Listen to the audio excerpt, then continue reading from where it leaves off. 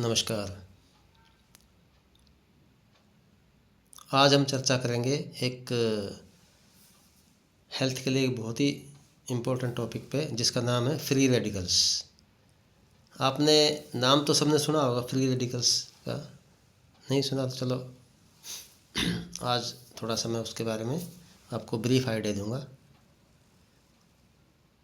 जैसे हमारा अगर किसी काम को करने का मन नहीं कर रहा, मन थोड़ा सा विचलित है, तो अगर हम गहरी सांस लें 2-3 तो हमारा माइंड शांत हो सकता है। फिर हम उस काम को करने में मन लग सकता है। ठीक है, वो क्यों हुआ? क्योंकि जो गहरी सांस ली उससे ऑक्सीजन हमारे फेफड़ों में गई। तो इस ऑक्सीजन की वजह से अभी ऑक्सीजन हमारे बॉडी में कैसे ट्रैवल करती है? सबसे पहले हम सांस लेते हैं तो हमारे फेफड़ों में ऑक्सीजन जाती है। ठीक है, उसके बाद फेफड़ों से ये हीमोग्लोबिन में मिलके, और हीमोग्लोबिन के थ्रू जब हमारा रक्त संचार होता है अलग अलग अंगों में, तो उसके अंदर ऑक्सीजन घुल के और उन अंगों में जाती है। सभी हमारे जो बॉडी पार्ट्स हैं वहाँ पे जाती है। वहाँ जाके और एक एक कोशिका या जो सेल होती है हमारी बॉडी की, उसमें एक एक सेल में ये ऑक्सीजन एंटर करती है। तो सेल में एंटर करने के बाद हीमोग्लोबिन इसको मुक्त कर देता है, छोड़ देता है, रिलीज कर देता है। हमारी सेल्स में क्या होता है? सेल्स में एक एनर्जी हाउस होता है जिसका नाम है माइटोकॉन्ड्रिया। माइटोकॉन्ड्रिया से और इलेक्ट्रॉन निकलते हैं। जो वो इलेक्ट्रॉन निकलते हैं वो हमारे जो ऑक्सीजन के जो अणु होते हैं उसको स्ट्राइक करते हैं। उसको स्ट्राइक करने से क्या है कि फिर ये जो ऑक्सीजन के जो परमाणु हैं ये नेगेटिवली चार्ज पार्टिकल बन जाते हैं, और यही जो नेगेटिव पार्टिकल्स होते हैं इन्हीं को हम फ्री रेडिकल्स कहते हैं। तो ये फ्री रेडिकल्स क्या करते हैं? जैसे यदि कोई आग का कोई सोर्स रखा है और उसमें से चिंगारी निकल रही छोटी छोटी, एक दो चिंगारी निकलेगी तो उससे कोई फ़र्क नहीं पड़ता, लेकिन वो चिंगारी अगर कंटिन्यूअस निकलती रहे, छोटी छोटी चिंगारी, तो जो उसके साथ में जो कालीन बिछा हुआ है वो कुछ समय के बाद वो कालीन चलना शुरू हो जाएगा और फिर वो जल भी जाएगा उसी छोटी सी चिंगारी से।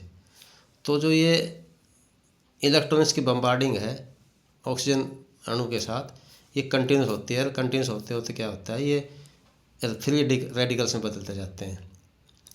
वैसे तो हमारा जो बॉडी है वो भी कुछ एंटीऑक्सीडेंट्स पैदा करता है जो इनको न्यूट्रलाइज करता है, लेकिन सॉरी वो इतने एंटीऑक्सीडेंट्स पैदा नहीं करता कि जिससे वो सारे फ्री रेडिकल्स न्यूट्रलाइज हो जाएं। अब हम ये जानते हैं कि एंटीऑक्सीडेंट्स क्या होते हैं। एंटीऑक्सीडेंट्स वो तत्व होते हैं जिनके कॉम्बिनेशन से और जो फ्री रेडिकल हैं वो न्यूट्रलाइज हो जाते हैं। वो एक इलेक्ट्रॉन देख के उसको, जो आउटर मोस्ट ऑर्बिट में इलेक्ट्रॉन होते हैं उनको पेयर बना देते हैं। तो पेयर बनाने से वो न्यूट्रलाइज हो जाती है, उसकी जो नेगेटिव चार्ज है वो न्यूट्रलाइज हो जाता है। उनको हम एंटीऑक्सीडेंट्स कहते हैं। तो ये फ्री रेडिकल्स जिस पार्ट में ज़्यादा एक्सेस में हो जाएंगे तो हमारा वही जो बॉडी का पार्ट है वही उसी में डिसीज़ शुरू हो जाएगी। जैसे यदि आँख में ज़्यादा हो जाते हैं तो मैकुलर डीजनरेशन शुरू हो जाता है, यानी क्षय, जो आँखों का जो रोशनी है वो कम होने लगती है। यदि ब्लड सेल्स में ज़्यादा हो जाते हैं फ्री रेडिकल्स तो हमारे हार्ट अटैक आ सकता है, हार्ट की प्रॉब्लम हो सकती है। यदि जॉइंट्स में ज़्यादा हो जाते हैं फ्री रेडिकल्स तो आर्थराइटिस हो सकता है। इसी तरह यदि ब्रेन में पहुंच जाते हैं फ्री रेडिकल्स तो हमें अल्जाइमर या पार्किंसंस का रोग हो सकता है। ये क्यों होता है? जब फ्री रेडिकल्स हमारे बॉडी में ज़्यादा हो जाते हैं तो हमें ऑक्सीडेशन स्ट्रेस हो जाता है, ठीक है, ऑक्सीडेटिव स्ट्रेस, और उसकी वजह से सारी बीमारियां होती हैं। तो इसको हम कैसे कैसे दूर कर सकते हैं, ठीक है।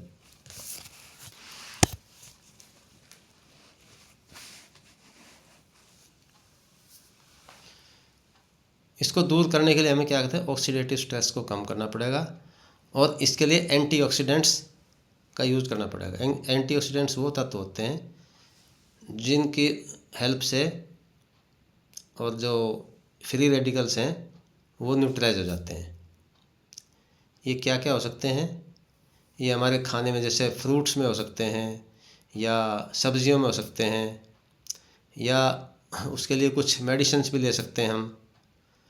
तो ऐसे कुछ काम करके, और जब हम इनको न्यूट्रलाइज करते हैं, एंटीऑक्सीडेंट्स का यही काम है जिससे हमारी हेल्थ मेंटेन रहे, ठीक है। तो ये फ्री रेडिकल्स बनने के क्या क्या रीज़न हो सकते हैं, मतलब क्यों हमारे शरीर में फ्री रेडिकल्स बनते हैं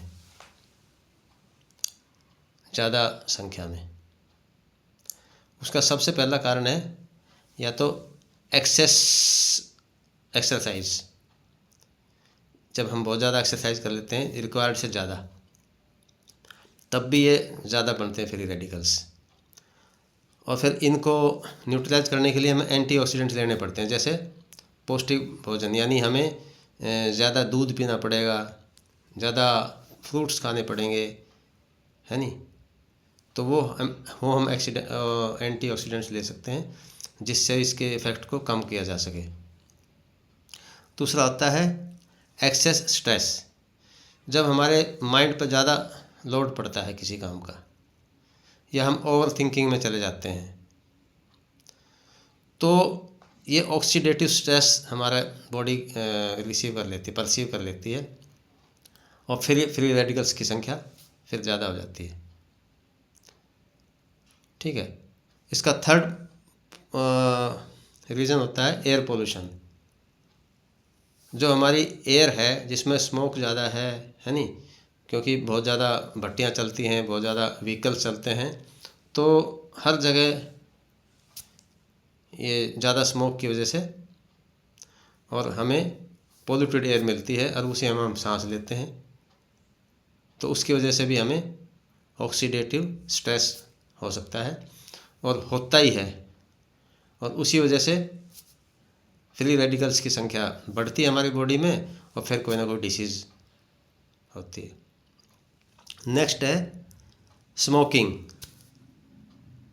स्मोकिंग डायरेक्ट स्मोकिंग भी हो सकती है और ये सेकेंडरी स्मोकिंग भी हो सकती है। सेकेंडरी स्मोकिंग मीन्स एक तो हम जो स्मोकिंग करते हैं लोग, या फिर उनके जो सर्कल में रहते हैं लोग, वो भी अफेक्टेड होते हैं उस स्मोक से, तो उससे भी ये स्ट्रेस बढ़ता है हमारा।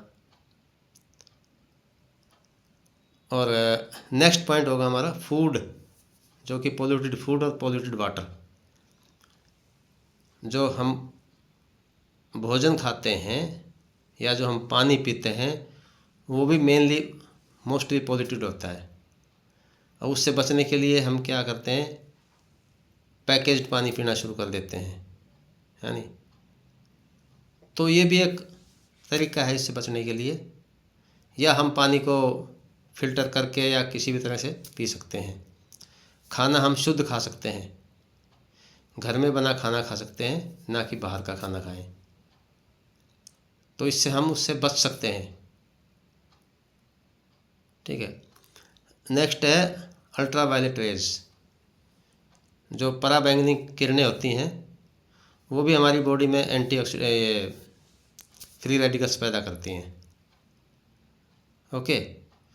तो उससे बचने के लिए हम सन ग्लासेस यूज़ कर सकते हैं, या हम धूप में जाने से हमारी स्किन को इफेक्ट हो सकता है, तो हम धूप में जाना कम कर सकते हैं। ठीक है। और है मेडिटेशन एंड रेडिएशन।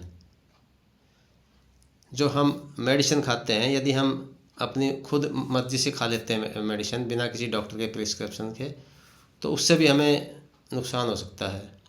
और रेडिएशन हैज़ार्ड तो आजकल सभी जगह है। तरह तरह के रेडिएशन के जोन में हम रहते हैं हमेशा, क्योंकि जो कम्युनिकेशन है वो पूरा रेडिएशन पे होता है। और भी बहुत से रीज़न हैं। मैग्नेटिक वेव्स तो हमेशा हमारे चारों तरफ रहती है, हम उसमें उसी जोन में रहते हैं, तो ये भी एक बहुत बड़ा फैक्टर है।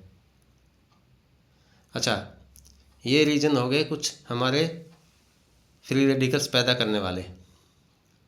इनको न्यूट्रलाइज करने के लिए दो तरह से हो सकते हैं न्यूट्रलाइज। कुछ फ्री रेडिकल्स होते हैं जो पानी में सोलुबल होते हैं, यानी जैसे विटामिन सी पानी में घुल सकता है, और इसलिए हम इस टाइप के, जैसे विटामिन सी के जो फल वगैरह हैं वो खा के उसको न्यूट्रलाइज कर सकते हैं। दूसरे होते हैं विटामिन ई, जैसे फॉर एग्जांपल विटामिन ई, ये होता है फैट में घुलने वाला, यानी जो घी है उसमें घुलने वाला होता है, तो उसको हम घी के ज़रिए या तेल के ज़रिए उस समस्या को दूर कर सकते हैं। तो ये मेरा आज का छोटा सा वीडियो था। अगर आपको पसंद आया हो तो आप मेरे चैनल को सब्सक्राइब कर सकते हैं और शेयर कर सकते हैं। Thank you.